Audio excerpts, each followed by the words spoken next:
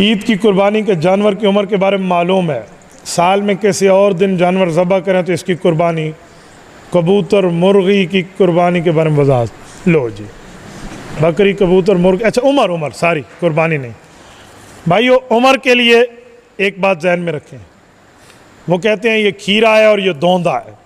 ये दोंदा और खीरा ये कोई शरीयत का हिस्सा नहीं है, किसी इस्लामी किताब में इसका सबूत नहीं है।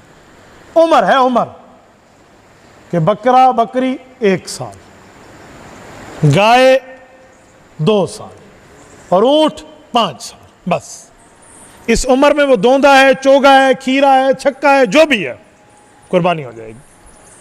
लोग कहते हैं दोंदा 2 दांत वाला होना चाहिए, तो ये प्लास से उसका दांत निकाल के ले आते हैं, कहते हैं ज़बह कर। असल उम्र है, उम्र देखनी चाहिए। बाकी कबूतर वगैरह की उम्र कितनी हो तो ज़बह करे, अब मुझे क्या पता, मैंने